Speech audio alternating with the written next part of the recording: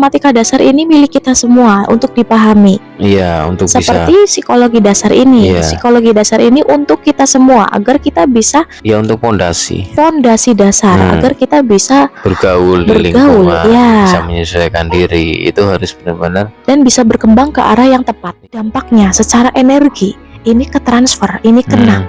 Walaupun jaraknya jauh, walaupun mereka nggak tahu apa-apa, maka si anak ini di sekolah akan kacau belajarnya. Karena energi dari ibunya yang ditransfer ibunya ini energi marah. sebagai orang baru di suatu kantor contohnya ya. Kayak pengalaman saya dulu di suatu pekerjaan baru, dan kok lingkungannya seperti ini ya rasanya. Kok rasanya nggak nyaman, kok lingkungannya toksik seperti ini.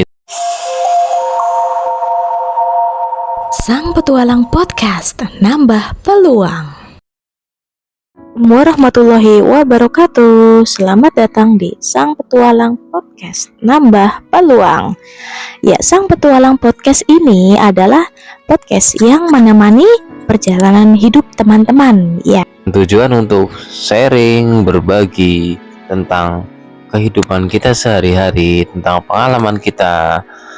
Ya, jadi please feel free ya, bebas aja untuk teman-teman mau membagikan kisahnya sedikit di sini ya. Iya, di-share aja, cerita aja, nanti insya Allah kita jawab sebisa kita.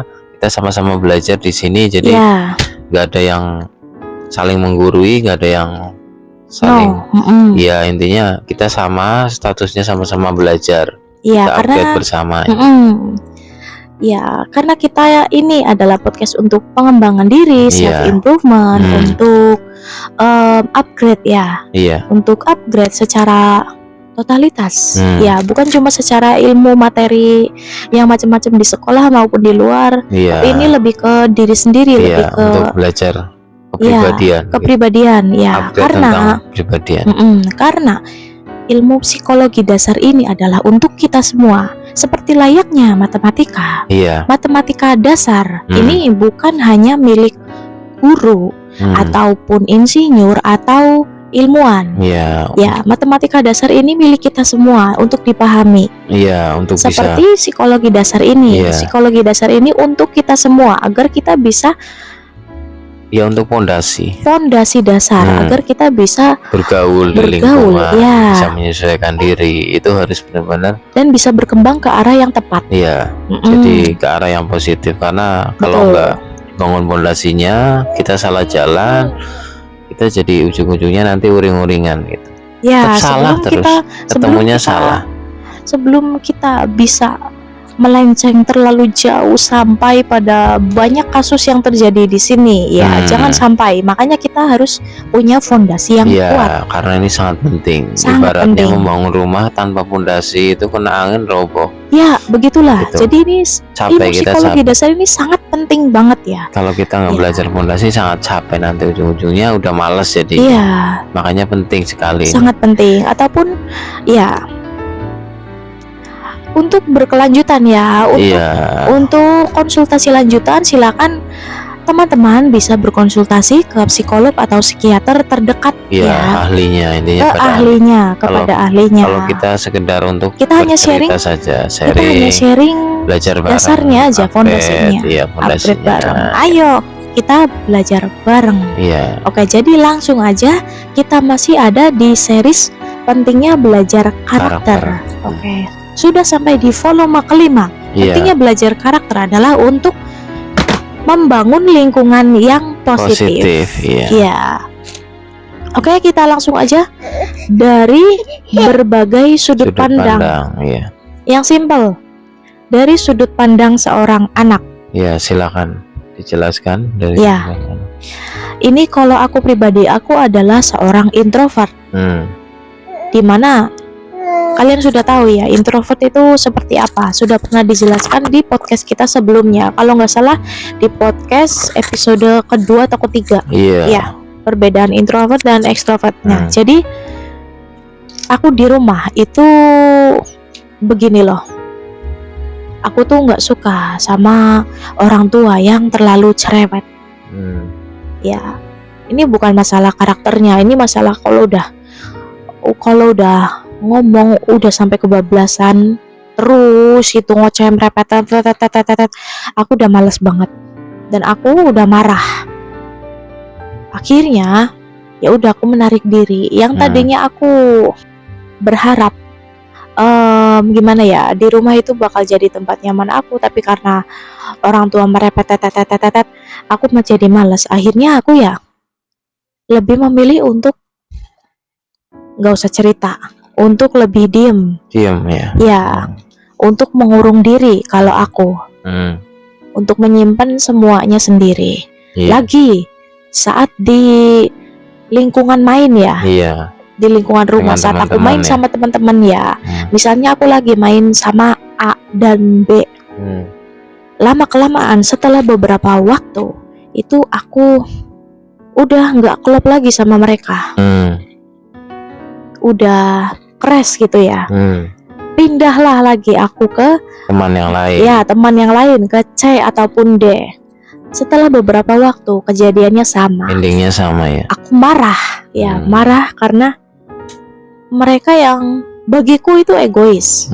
Bagi aku mereka nggak ngertiin aku. Jadi aku pulang ke rumah dan akhirnya aku kembali lagi. Aku nyaman sama diri aku lebih nyaman untuk sendiri. Seperti itu. Awalnya memang aku seneng ya karena kalau aku sendiri aku bisa lebih free. Tapi lama-lama aku merasa kayak ada yang nggak beres. Kayaknya, maksudnya kenapa semua orang itu, ya semua orang sama kayak aku marah. Tapi habis itu mereka bisa berinteraksi lagi, bisa kembali lagi. Sedangkan aku nggak bisa. Aku padahal aku cuma pengen lingkungan yang positif ya, apalagi rumah. Iya. Jadi yang aku maksudkan adalah aku cuma mau aku berada di lingkungan positif. Di mana itu aku nyarinya. Jadi gini, kasusnya itu kamu kan Anda seorang yang introvert ya. Jadi introvert, tapi introvert yang belum belajar tentang karakter diri sendiri ataupun karakter orang lain.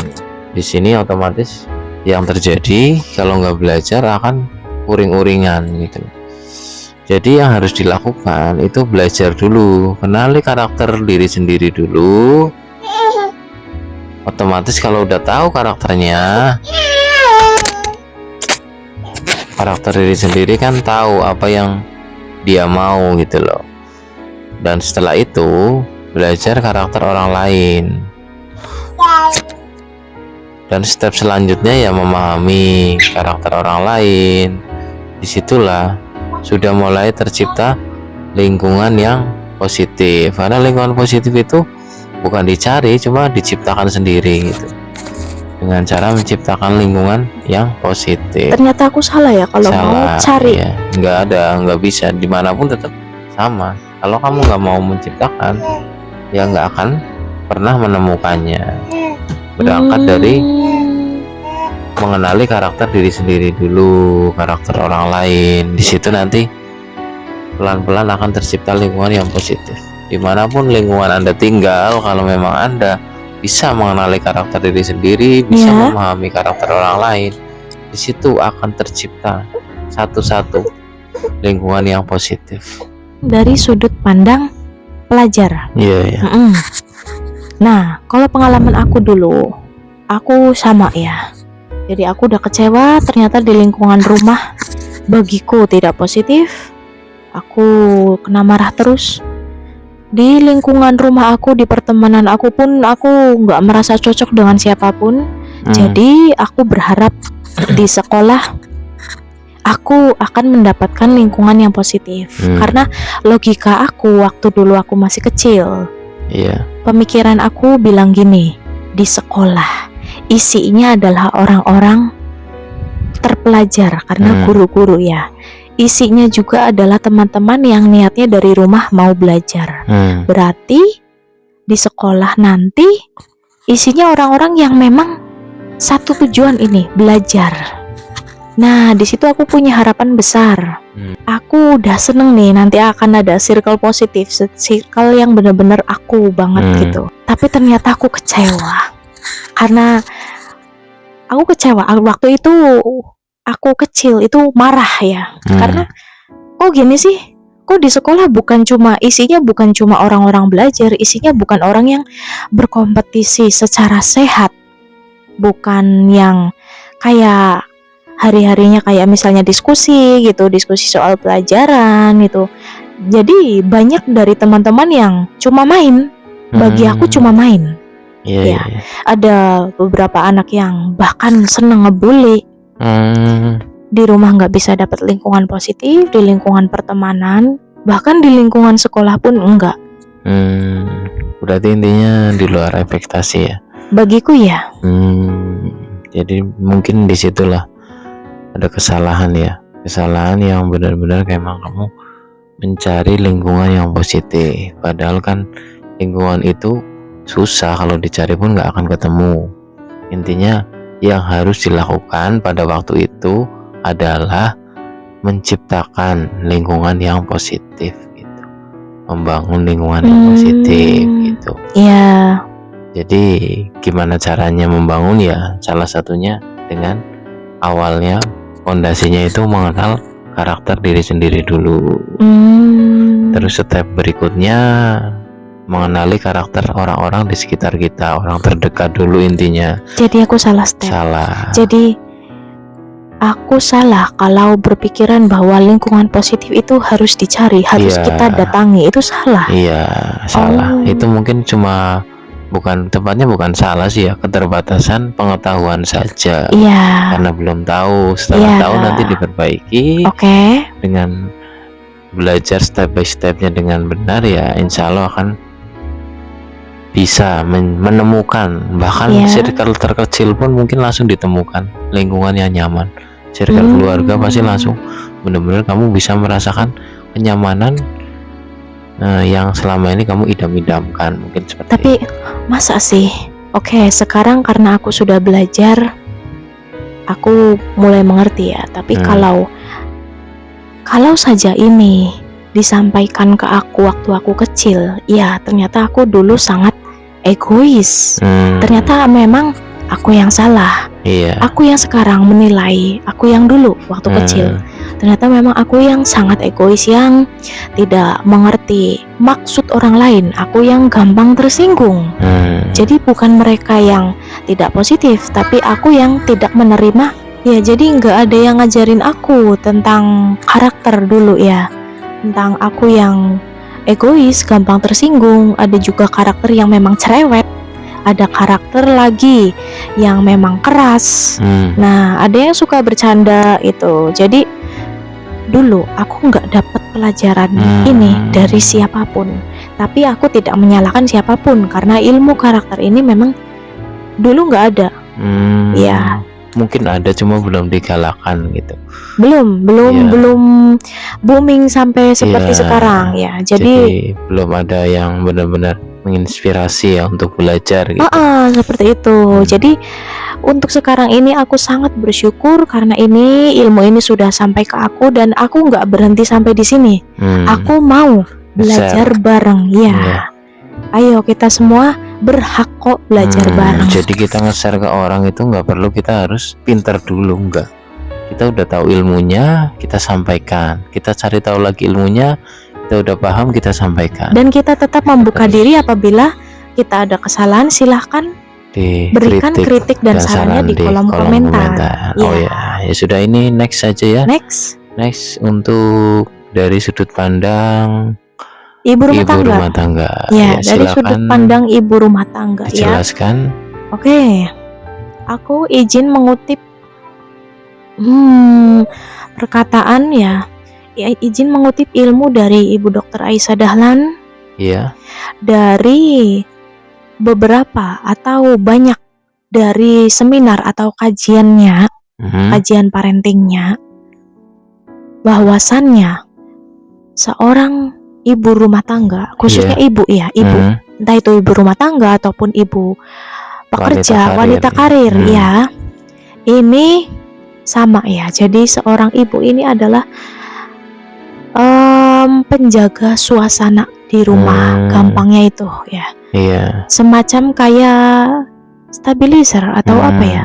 Jadi kayak penentu. Iya. Nah, penentu emosi satu keluarga. Nah, maksudnya gimana? Jadi ketika si ibu ini marah, maka orang satu rumah, dalam artian suami dan anak-anaknya, ini bukan orang tua ya, beda. Iya. Suami dan anak-anaknya akan 3 kali kena dampaknya.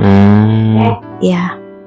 Jadi meskipun si suami dan anak-anaknya ini sedang tidak di rumah, mereka si suami sedang kerja, si anaknya sedang sekolah. Nah, tiba-tiba misalnya jam 9 pagi kan udah bubar tuh. Nah, si ibu di rumah tiba-tiba uring-uringan karena suatu hal. Misalnya karena gara-gara gagal check out. Wah, tadi udah lagi diskon besar-besaran, kelewat, ngerasanya gregetan. Tapi kalau udah sampai uring-uringan berlebihan, mungkin karena sedang menstruasi juga ya, itu ngaruh banget loh ke emosi anak-anak dan suaminya 3 kali lipat. Ini bukan artian si anak nanti di sekolah jadi marah-marah, enggak, tapi dampaknya secara energi ini ke transfer, ini kena. Walaupun jaraknya jauh, walaupun mereka nggak tahu apa-apa, maka si anak ini di sekolah akan kacau belajarnya. Karena energi dari ibunya yang ditransfer ibunya ini energi marah. Dari si suami pun sama. Iya. Entah apa ya. Walaupun nggak tahu apa-apa ya, nggak dikasih kabar apapun dari si istri, dia terkena dampaknya. Secara otomatis ya. Iya. Frekuensinya. Karena sudah ada keterikatan lahir batin ya. Frekuensinya nyala, jadi iya. 3 kali. Permasalahannya ini sangat vital ya. Sangat penting vital. banget, ya. Begitupun sebaliknya ketika si ibu sedang tenang, damai. Nah, dampaknya ini akan luar biasa. Si anak 3 kali lipat lebih nyampe pelajaran ke otaknya.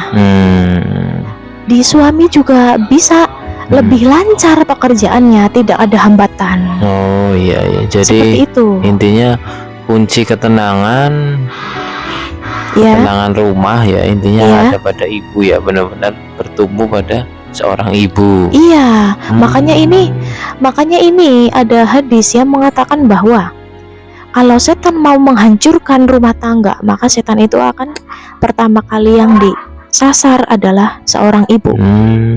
Gitu. Makanya seorang ibu ini adalah selalu labil emosinya. Ini kalau dari sisi Islami ya. Selalu labil emosinya setiap hari. Meskipun kalau dari sisi kesehatan ini mungkin karena hormon ya. Hormonnya sendiri yang setiap bulan selalu berubah karena menstruasi. Begitupun hormon yang disuntikan dari KB, entah itu suntik, entah itu yang lain, pil gitu mungkin ya. Betul. Jadi memang hormonnya ini naik turun secara kesehatan ataupun secara Islami. Ini memang kerjaannya setan, selalu dikoyahkan. Agar apa? Agar generasi bangsa ini lemah. Maka yang disasar pertama kali adalah ibu. Jadi ini alhamdulillah aku tahu ini sekarang ya. Aku pertama kali dengar ini syok banget. Itu kalau nggak salah di tahun ketiga pernikahan aku. Di tahun ketiga pernikahan aku tahu ini dan aku syok luar biasa. Sepenting itu. Iya, jadi ini sekedar mengingatkan ya untuk kepada para ibu-ibu ya yang ada di luar sana. Jadi tetap semangat untuk upgrade, untuk belajar. Jadi buat kalian yang baru tahu, ternyata seorang ibu itu memancarkan 3 kali lipat energi ke suami dan anak-anaknya ataupun anggota keluarganya. Itu Masya Allah, luar biasa. Bener-bener vital banget ya. Jadi kalian tetap gak usah berkecil hati. Belum terlambat kok untuk belajar. Ayo kita belajar. Jadi intinya kita harus benar-benar tahu dulu, memahami dulu karakter dirinya sendiri. Otomatis dengan paham, otomatis kita juga akan membangun mood diri sendiri untuk memahami orang lain gitu. Oke. Next, lanjut. Ya, ini dari sudut pandang pekerja kantor ya. Nah, jadi ini mungkin bukan faknya saya yang selalu di kantor terus itu enggak. Saya juga orang lapangan ya, yang banyak malah saya di lapangan. Iya. Cuma ini konteksnya karena Anda pernah pernah kerja di kantor. Ini bukan cuma kantor, di pabrik gitu ya, atau intinya, rumahan, sama aja. Sama, yang dimaksud ini di satu lingkungan. Lingkup kerja yang di satu ruangan. Ya intinya di lingkup kerja lah. Circle kerja itu kan ada rekan kerja, ada atasan, terus ada intinya orang-orang di sekitar yang di lingkungan pekerjaan gitu.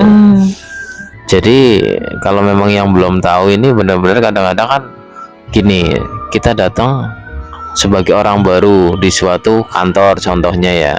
Kayak pengalaman saya dulu di suatu pekerjaan baru, dan kok lingkungannya seperti ini ya rasanya, kok rasanya nggak nyaman, kok lingkungannya toksik seperti ini gitu. Dan akhirnya saya pernah memutuskan untuk resign kan, dan saya pindah lagi ke lingkungan kerja yang lain. Ternyata hampir mirip, sama, hampir sama. Di situ saya tanda tanya besar dong, kok semua lingkungan kerja seperti ini gitu kan. Nah di situ saya menemukan ada kejanggalan. Oh ternyata itu bukan karena lingkungannya yang 100% salah, cuma karena sayanya yang nggak mau belajar untuk menciptakan lingkungan kerja yang positif. Begitu. Yang nyaman. Iya. Jadi ternyata sebenarnya kita bisa bantu ya. Di situ jawabannya saya ketemu, oh ternyata itu diawali dari diri kita sendiri, yang memang harus benar-benar memahami lingkungan sekitar. Setelah kita memahami, ternyata saya paham dulu, saya memahami diri sendiri, memahami orang lain, lama-lama juga tercipta suasana kenyamanan yang luar biasa, yang positif, lingkungan kekeluargaan yang bagus, yang harmonis gitu. Jadi ternyata mereka juga akan ngerti kalau kita ngerti mereka. Jadi intinya berangkat dari diri kita sendiri itu loh. Begitu. Iya, disitulah pentingnya menciptakan atau membangun lingkungan kerja yang positif. Jadi buat kalian semua para pekerja, jangan patah semangat. Bukan kesalahan kok, itu bukan salah, cuma karena belum tahu saja. Iya, betul. Nanti kalau kita mau belajar, kita upgrade bareng di sini, insya Allah akan terpecahkan suatu masalahnya dan tercipta solusi yang positif. Iya betul. Next lanjut, ini dari sudut pandang pekerja lapangan ya. Iya. Mungkin hampir sama ya teman-teman. Untuk pekerja kantor mungkin circle-nya lebih sempit, tapi kalau pekerja lapangan ini hubungannya bukan cuma sama partner kerja, sama bos kita, bukan cuma itu. Cuma ini hubungannya langsung dengan klien kita atau dengan konsumen yang kita hadapi gitu. Seorang pekerja lapangan kalau kita nggak benar-benar tahu karakter diri sendiri, saya yakin 100% kamu akan gagal bekerja, karena kamu nggak bisa membawa diri di lapangan. Begitu seorang sales kayak saya, ataupun seorang surveyor atau seorang intinya auditor di lapangan, semua itu butuh benar-benar mengenali dulu karakter diri sendiri. Di situ nanti baru bisa kita menciptakan lingkungan yang positif. Apalagi begitu. Kayak seorang sales saya, contohnya ya, saya seorang sales. Seandainya saya benar-benar egois, datang ke suatu tempat, ketemu sama orang yang karakternya keras, saya benar-benar menerapkan dengan gaya saya, gaya yang sama-sama keras, otomatis di situ nggak akan ketemu. Gitu ya. Yang ada bukan mencari peluang, yang ada menambah-nambahin masalah. Kita di situ akan salah paham dan saling emosi, akhirnya terjadi pertengkaran. Contoh, saya menawarkan suatu barang, sananya merasa ilfil, terus saya kayak memaksa gitu. Jadi sananya kayak merasa dipaksa. Beda kalau memang kita sudah mengenal karakter diri kita sendiri dan bisa mengenali karakter lingkungan yang akan kita hadapi, itu beda lain cerita. Pasti kita akan mengikuti lingkungan yang kita hadapi. Gayanya pun, gaya komunikasinya pasti kita mengikuti. Gimana caranya membuat si orang tersebut nyaman sama kita. Nyaman, setelah nyaman kita enak dong nawarin barang. Secara tidak disadari mereka kan kebawa dengan bahasanya kita, mereka kan kebawa dengan suasana yang kita bangun. Secara otomatis feedbacknya mereka pasti simpatik sama kita dong, respect, dan akhirnya closing lah, belilah produk kita. Itulah sangat pentingnya menciptakan lingkungan yang positif. Jadi untuk kalian semua yang menganggap ini sepele, salah banget. Terutama buat para sales, ini sangat penting. Ilmunya ini daging banget, luar biasa pentingnya. Jadi buat kalian membangun lingkungan positif itu bukan sekedar cuma tulisan doang, itu enggak, bukan. Cuma ini ada penjabaran secara detail yang luar biasa. Terutama diawali dari pondasi kita, mengenali karakter diri sendiri dulu, baru bisa memahami karakter orang lain. Begitu ya. Ya tetap semangat ya teman-teman yang profesinya sama kayak saya sebagai seorang sales ataupun pekerja lapangan lainnya seperti surveyor ataupun auditor gitu kan. Banyak sih pekerja lapangan kan, atau yang di proyek gitu kan. Ini yang kaitannya ketemu sama orang banyak.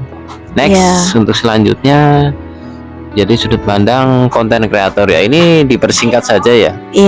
Ini saya simpulkan, mungkin ada kesamaan dengan sudut pandang yang lain. Cuma bedanya kalau konten kreator kan lebih ke secara online ya, nggak ketemu langsung. Jadi analisanya langsung secara nggak tatap muka, tetapi kita cuma menganalisa siapa sih yang akan nonton kita gitu. Kita harus benar-benar paham konten apa yang kita bawa gitu. Kita harus benar-benar disesuaikan sama karakter kita sama juga. Karakter kita. Benar-benar menciptakan juga lingkungan positifnya. Terutama pemahaman ke orang-orang yang memang benar-benar akan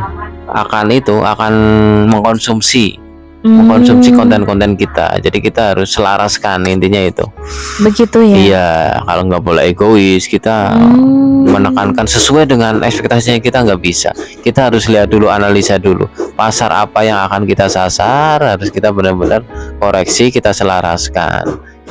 Jadi di situ nanti akan tercipta lingkungan yang positif. Ya, oke, buat para teman-teman konten kreator, ya ini benar-benar kita sama-sama belajar ya, sama-sama upgrade. Jadi gak usah patah semangat, kita semangat untuk belajar. Insya Allah kita akan menemukan solusi dan semangat yang luar biasa, sehingga tercipta kesempatan emas untuk kita menggapai apa yang kita inginkan gitu. Iya, betul.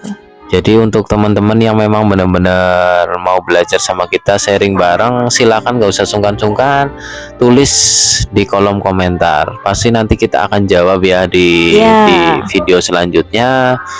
Atau mungkin ada yang mau bercerita tentang keluh kesahnya, kesehariannya, nggak apa-apa, boleh banget. Soalnya mungkin selama ini yang kalian dengarkan masih malu-malu ya, untuk aku malu, sungkan, nggak boleh seperti itu. Kita sharing dong, kita nggak menggurui kok, kita sama-sama bodoh, sama-sama belajar, sama-sama gali potensi diri kan. Bener, biar bisa upgrade bersama intinya. Jadi nggak usah canggung, nggak usah merasa saya sama partner saya lebih pintar, enggak. Kita setara sama kok. Sama-sama dari nol, mulai dari nol. Jadi ayolah. Oke, jadi ini kita sharing. Iya, jadi terutama yang tadi itu dari sudut pandang pekerja kantoran maupun pekerja lapangan. Jadi ini suatu ilmu baru juga bagi aku yang memang hanya seorang ibu rumah tangga. Jadi ya teman-teman, ini kita sering belajar. Aku aja baru tahu ya. Baru tahu ini karena partner baru ngasih tahu. Ya, jadi please teman-teman, atau mungkin kita banyak kesalahan ya, udah jelas kan, karena kita pemula, maka kita mungkin akan banyak melakukan kesalahan, sehingga teman-teman yang mau mengoreksi boleh ya, sangat boleh. Silakan tulis di kolom komentar. Jadi sekali lagi ya, dukung konten kami, karena tanpa dukungan Anda, konten kami tidak akan pernah berjalan, dan kita nggak akan bisa sharing-sharing lagi ya. Mohon like dan subscribe teman-teman juga. Kritik dan saran akan kami terima dengan lapang dada, dan akan kami koreksi lagi. Kita belajar bareng, kita upgrade bersama. Mungkin di situ aja ya, sampai situ aja kesempatan kita di video kali ini. Next selanjutnya masih tunggu di series yang terakhir. Di series yang terakhir nanti ada kejutan-kejutan buat kalian semua. Terima kasih. Ditunggu aja. Salam semangat. Sampai jumpa. Assalamualaikum warahmatullahi wabarakatuh.